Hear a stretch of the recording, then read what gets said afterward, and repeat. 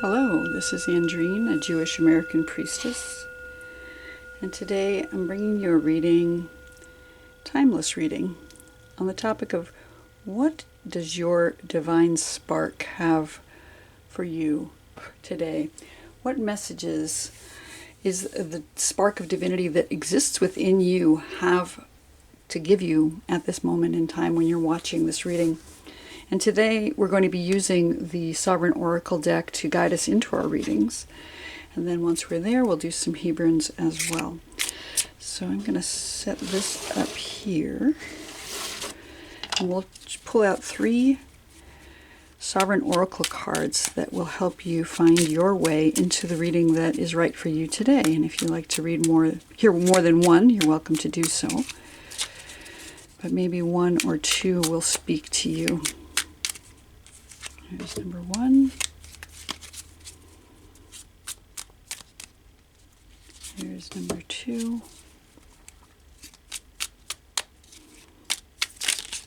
And I see number 3. All right, let's take a look and see what your cards are telling us. So for card number 1, we have Genius. For card number 2, we have Refine. And for card number 3, Community. So take a moment to see which of these words or cards resonate for you. We'll read the finer print when we get into your individual readings. And I'll put the timestamps down below. And I will see you in your reading.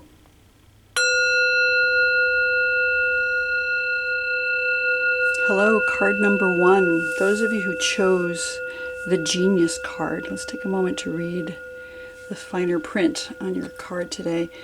It says, Genius. Acknowledge the kindness of your muses. Create time and space for flow. Release your pressure to perform. It's not all up to you. Genius. Okay.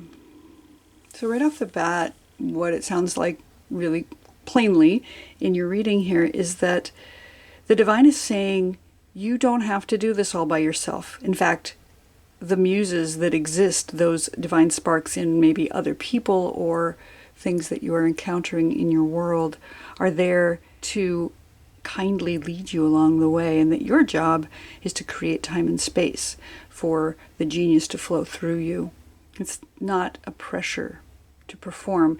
It's being able to receive what's being gifted to you all around you right now. So we're going to take some Hebrunes as well and get some further clarity about this. Shuffle these up. Pull out.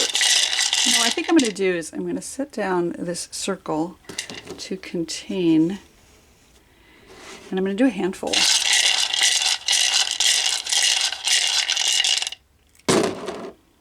Okay, so we'll pull out the ones that are face down to start.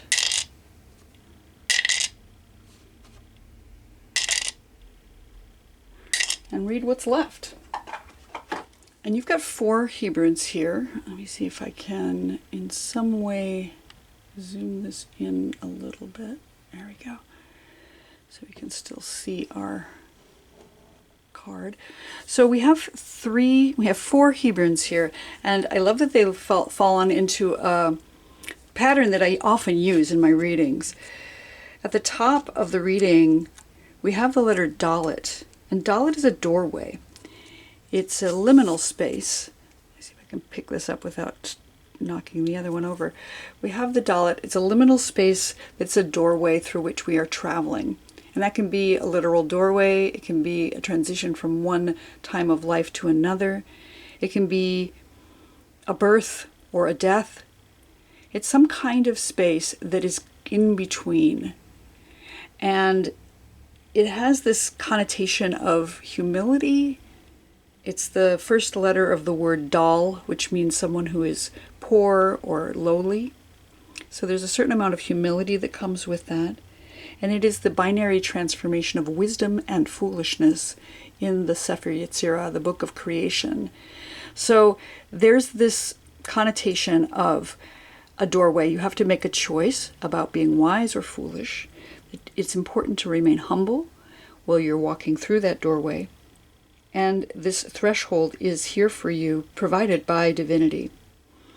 And with regards to that spark and that genius, it's very easy to say, oh, well, I'm a genius and I can do that. Or maybe it's challenging to say I'm a genius. But whatever the case is, remaining humble here, recognizing that you are not the person that is creating the genius. You are just the vessel through which that genius flows. You are not even the person who's walking through the door. You're just the doorway through which that genius is flowing right now. And I'm going to move down rather than looking at the letter that ended on its edge. In the center of our reading, we have the letter Lamed. The Lamed is the letter that represents reaching up. It's the only letter in Hebrew that reaches above the line, and it has the connotation of reaching up with hope toward the divine. It's the first letter of the word Lev, which means heart-mind. So really tapping into your heart-mind, not just listening to thoughts, but really listening to your body and your emotional space. The idea that you have to create time and space for flow, which is the emotional part of you, in order to tap into genius. And Lamed is the first letter of the word for teaching and learning, limud v'lamed in Hebrew. So there's something about receiving teaching from the divine and then turning around and teaching that to others in order to better set it in your own space, in your own heart. The Lamed is also affiliated with the digestive organs in the body, the intestines in particular. The intestines, which are this wise part of us, the kishkas, that help us to know what is important for us to absorb and what is important to let go. So this is an important factor in attaining your genius and tapping into your spark. Knowing as things pour over you or into you from the world, from the media, from friends and family, and maybe even enemies, which things take to heart and which things to release. That's a big part of tapping into genius, letting things flow and reaching up toward the divine for inspiration and aspiration. Reaching up with your heart toward heaven, toward this genius, toward these muses, toward whatever it is that provides us that genius. And that's, when I say up, I mean, that's a metaphor for toward the divine, but the divine is in us. It's those sparks that exist within us. So we are reaching in. We're reaching into ourselves, which is this infinite space, into our heart and into our kishkas, and really listening to the body. And at the bottom of our reading, since it's very low on the reading and it's reversed, I'm going to read this as being maybe something that's a fear. So the letter is Pei, and it's upside down. It landed upside down. It usually looks like this, and it is seen as the mouth of the divine, speaking creation into existence. It's the word in Hebrew that means mouth, and it's a spiral. And so it spirals infinitely in and infinitely out. And it's the number 80 in Gematria, so it has that infinity loop with the 8, times 10. So an ultimate manifestation of something that is infinite. And again, it's upside down, really low in the reading. And so it sounds to me like there is some fear around either speaking out. And it's funny because it looks like a G went upside down, and G with the genius here. It seems like it's there's some genius that's wanting to speak through you, but there's some fear around that maybe you don't want to communicate, that there's some fear around speaking your mind or knowing what it is you really want to see created in the world. So you're holding that in, you're suppressing that there's a fear that the infinite maybe isn't with you as you walk through this with the genius. But we need to acknowledge and recognize that the divine is always with us. It's always with us and within us. That if we have a fear around speaking our minds, speaking our desires, that we need to reach up with hope, with our heart, toward the divine and walk through the doorway that is being provided for us with humility. And that's going to bring us back up to this letter that's landed on its edge. And I love that when that happens. The letter has landed on its edge. And so let's take a look at it. It is the letter Yud. And the letter Yud is that spark. It's the smallest of all of the letters. It's the letter that, if you look at every one of the letters, has a Yud in it. It's the beginning of each letter being drawn. It's a seed. It's that, again, divine spark that has landed into the fabric and is about to set it ablaze. It's the number 10 in Gematria. And so it has this connotation of the oneness times 10. Again, like the infinite times 10 down here. And it's interesting that it landed on its side in a way that we couldn't really see it. It's on the edge. The divine here is on the edge. The oneness of God, that seed that's being planted. Sometimes it's challenging to see when it's on the edge there. And maybe we're on the edge of some genius. We're on the edge of this doorway. And this seed that's being planted has the potential for everything to come into fruition. But the seed is planted first. It has to go into the ground. It has to go under the dark space and take some time to gestate. And when it does, it bursts forth like this lamed, like the seed sprouts up and then it reaches up above the earth. And only then can it produce fruit. And within each fruit are hundreds and hundreds of seeds again. So it's potential. It's not fruition. It's potential for fruition. And it is like this sperm that is being set off into the universe with the potential for more life. And that is the key, the spark of genius. That we can release our pressure not to perform. That it's not up to us. The seed is planted, and our job is to create time and space for that to grow. And then we can acknowledge the kindness of our muses, the gratitude that we might have for the divine, for planting those seeds, for providing the doorway through which we walk, for providing the genius to flow through that doorway in us. That if we can tap into our heart here and release the fear of speaking what we'd like to see into creation. We don't have to say it to any other person. We only have to say it to ourselves and to the divine, that we will have the potential here, that potential will be eventually revealed in the Yud. So for those of you who chose the Genius card, remember, acknowledge the kindness of your muses, create time and space for flow, and release your pressure to perform. It's not all up to you. Embrace the divine spark. Find it within you. I'll see you here next time.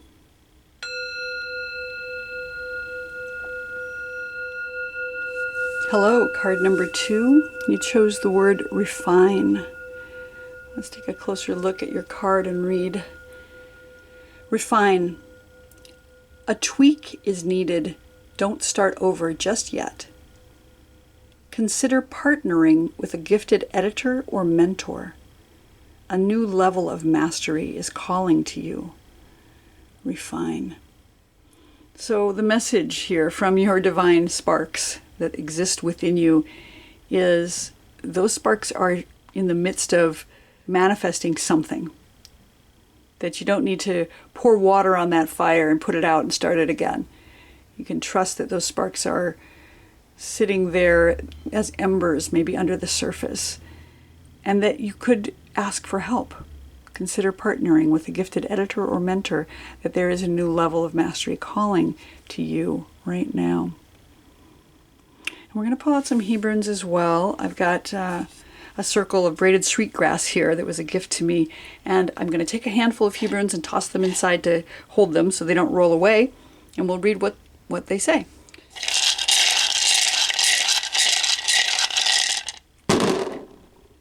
All right, let's pull out the ones that are face down.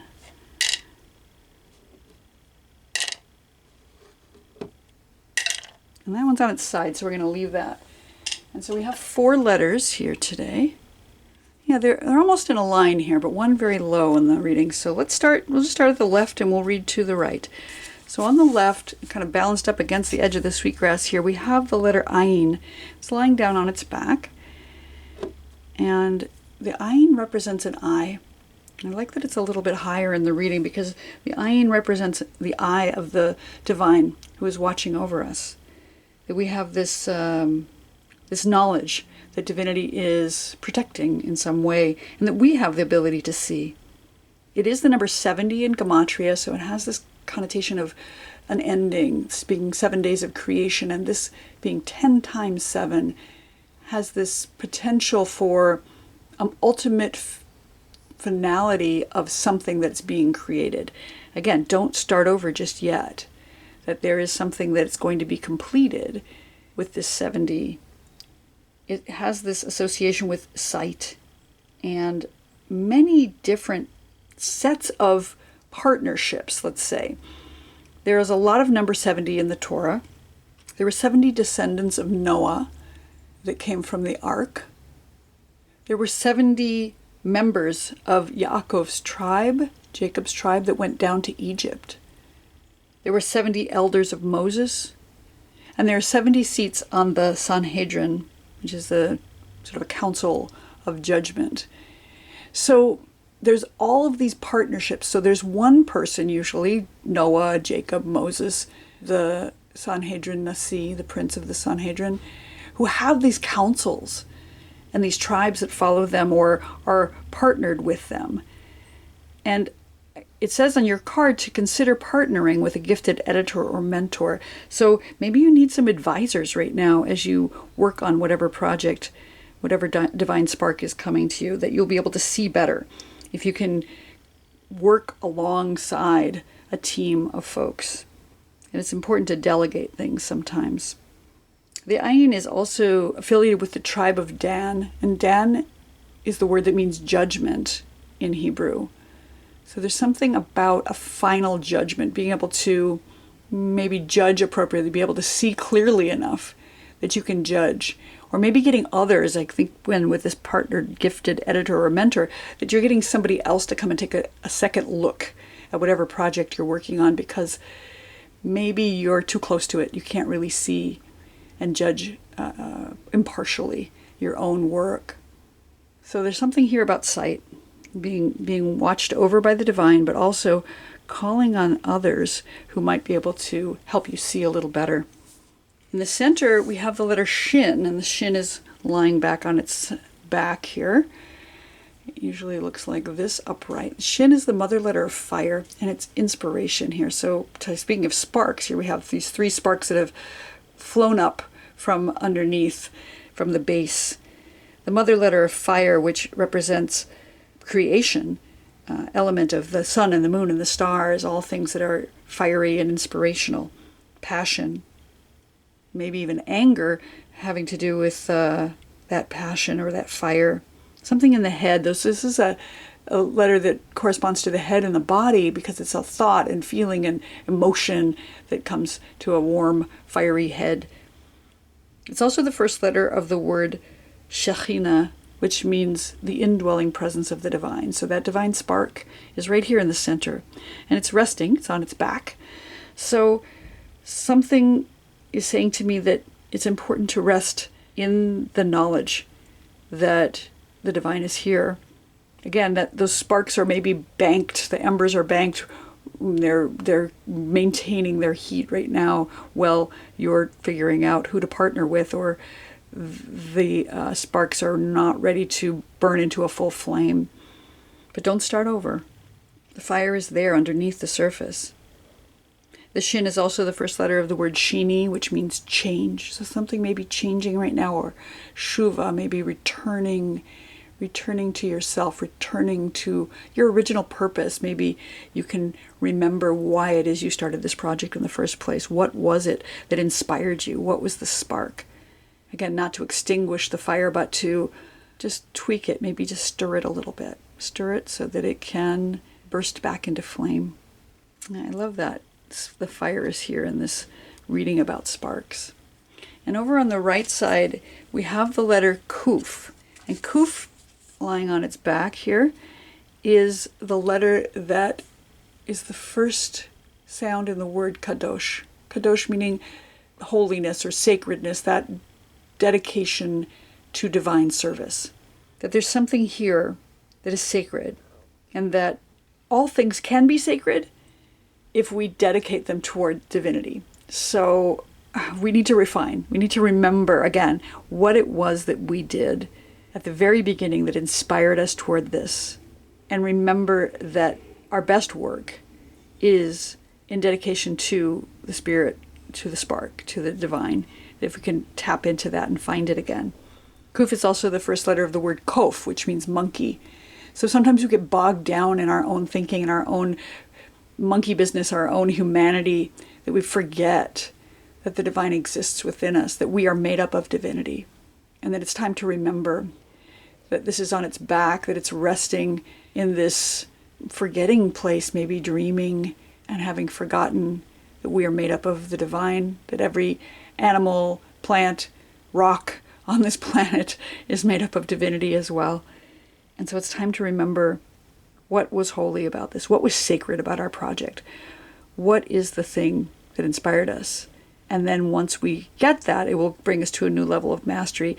The kuf in my reading of the Hebrunes corresponds to the magician, which is about that level of mastery, knowing that we have all the tools with us that are made possible by that spark of divinity within us.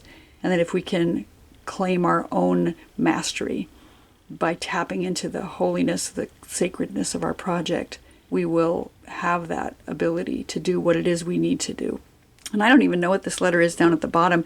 It landed on its side, and I love it when that happens. We had one like that in the first reading as well. So let's take a peek. It's the letter Aleph. Wonderful. So the letter Aleph is the first letter. It's the number 1. And it speaks to that division and connection between the heavens and the earth. That we have the Yud above and the Yud below, and this Vav between connecting. That's the divine above and the divine in us. And how do we connect with divinity, and how do we connect with the earth? The Aleph being the number 1, representing the oneness of the divine. But if you change the vowels in it, it becomes Aleph, which means 1,000. So it's got this connotation of the multiplicity within divinity, that there is one divine, but myriad manifestations of the divine. That there's one body, but we have trillions of cells within our body. To remember that those sparks exist within us, and we are still one. There are trillions of stars, but one universe. And the Aleph is down here low, on its edge, kind of hiding, pretending it doesn't exist. But underneath all of this, there is the divine. There is the one. That it all comes back to the oneness of the divine. So, for those of you who chose refine, remember that you're being watched over by divinity, that something, some project has the potential for ultimate completion here. That maybe you need to get your team together to work on it so that you can see and judge more effectively what it is that you are doing. That we have the shin in the center, the mother letter of fire, that's just those embers that are banked underneath the surface, waiting for you to stir them back into life. And that if we can remember the holiness, the sacredness of our project, if we can remember that, then we become the magician. We have this new level of mastery that's calling to us, that we have the wand that will stir up and rekindle the passion, the fire, the sacredness of our project. And underneath it all is the one, the divine, the Aleph, the multiplicity within divinity, the connection and division between heaven and earth. So remember to refine, that a tweak is needed. Don't start over just yet.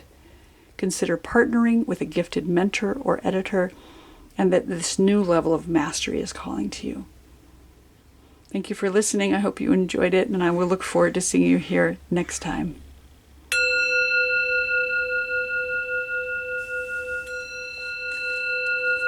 Hello, those of you who chose community as your word today. Let's read your card. It says, community, say it aloud to people you trust. Seek out like-minded, like-spirited collaborators. Rally the support of your network. Abandon pride to receive the gift of connection, community. All right, and I'm going to pull out some Hebrunes today as well. We're going to shuffle these up and take a handful, toss them inside my circle of braided sweetgrass here, and see what comes up.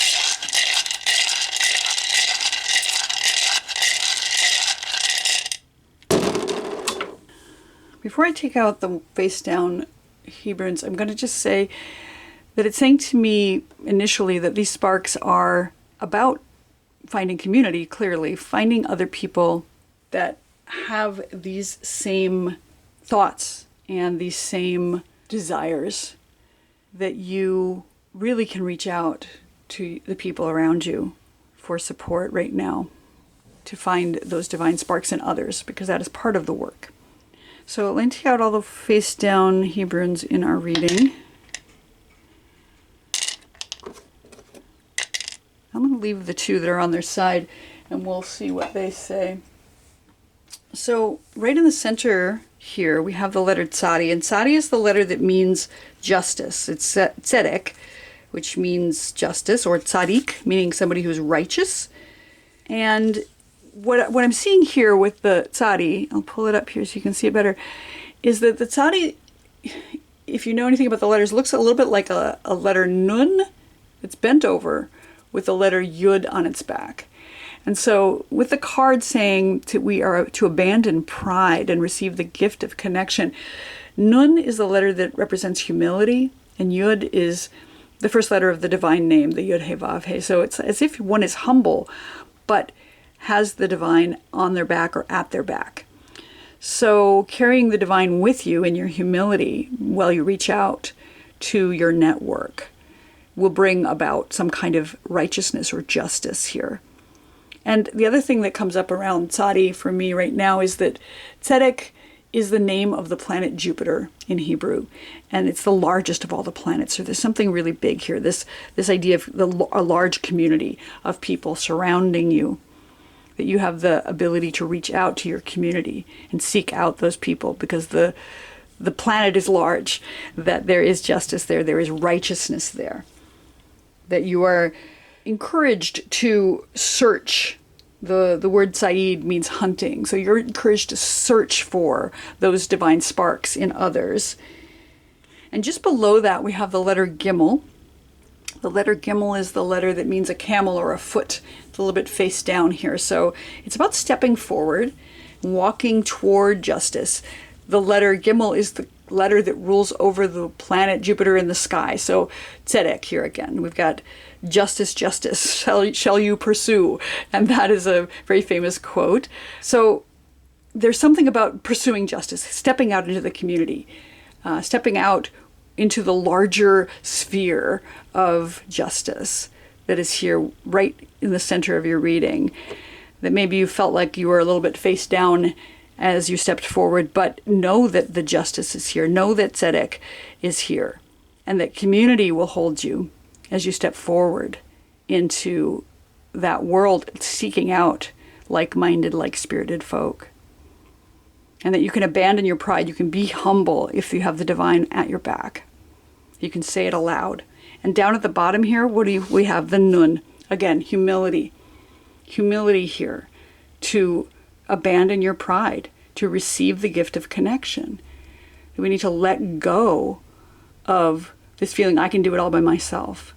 You need to seek these people out with humility. It's a really strong message to receive your justice here.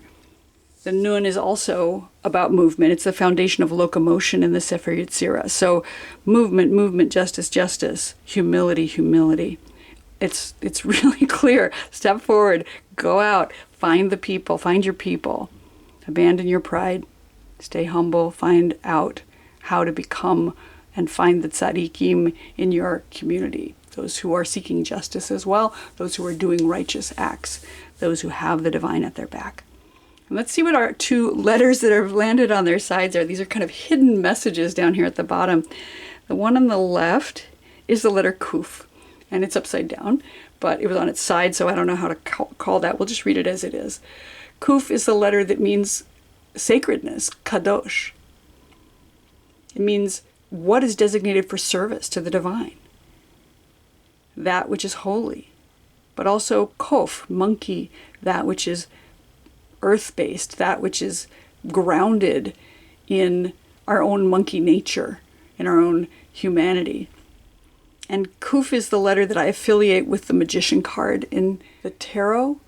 So there's something about having all the tools that you need in order to do what you want to do. Knowing that the divine is here, that if you designate your project towards the divine, that it will come into fruition, that you will have the tools you need.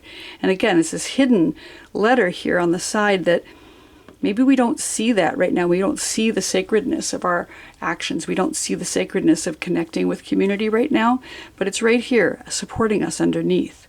That if we can step forward with humility, that if we can reach up for connection with the divine in humility with that divinity at our back, that justice and righteousness is here. And our last letter at the very bottom is the letter Tet. I love that. Tet is a vessel. It's the number 9 in Gematria, so it speaks to gestation. It's a womb space, and it's the first letter of the word Tov, meaning goodness. So something good is gestating under the surface here. And interestingly, Tzadi is the number 90, so 10 times the Tet here. The ultimate manifestation of a gestation, the number of years that Sarah was when she gave birth to Yitzhak, a righteous person who has the Tzadi in his name, representing that each child has a potential for righteousness within them. So there's something good under the surface here, gestating, that we cannot see yet.